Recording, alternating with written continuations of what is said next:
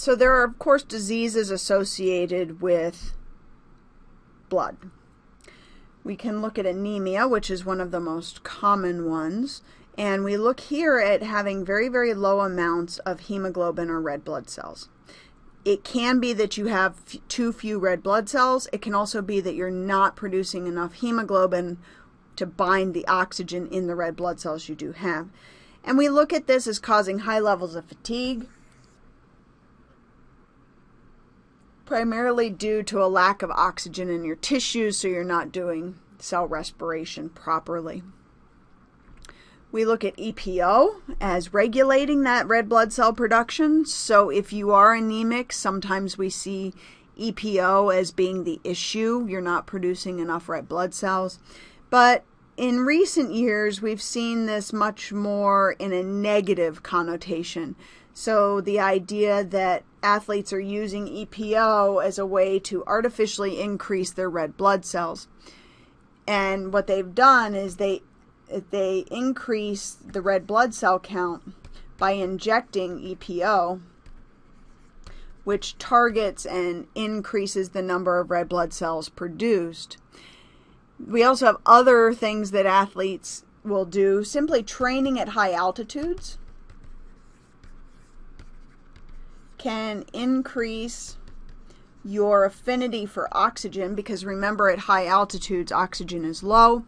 If you get better at picking out the oxygen and binding the oxygen, this is actually legal. This, as you might imagine, is illegal in the sporting industry. We also look at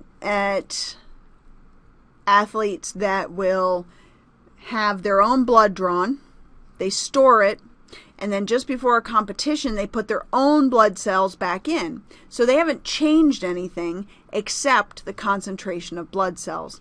This is very iffy in most sports. And what we worry about is any of these things can actually cause clots, not the good kind, the bad kind that cause strokes, heart failure, and all of our favorite side effect, death.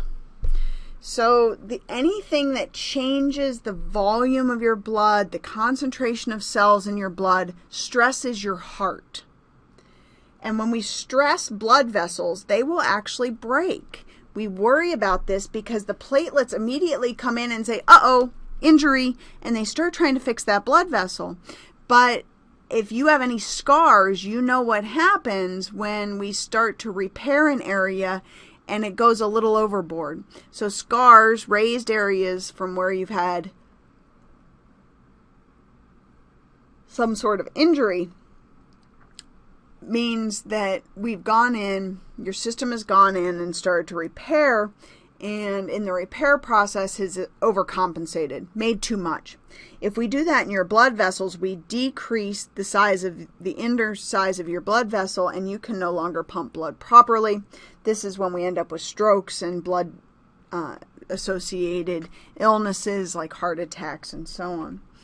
So the platelets come in, like I said, and form this plug, which is great because it's repairing the vessel, but it gets a little carried away, and you see this. The red blood cells are flowing pretty freely on the left-hand side, but by the time we get over to the right, we have what we call a fibrin clot, and it's actually decreasing that inner diameter of the blood vessel, and the red blood cells, which are some of the larger ones, are having trouble getting through. So we worry about this because as those platelets start to pull together the blood vessels and start to fix this space, if you're having trouble pushing the blood cells through this space, you can actually have a heart attack. You've caused increased blood pressure in your blood vessels. Your heart can't pump hard enough to push the blood cells past that clot, and you can actually have a heart attack or a stroke and potentially die.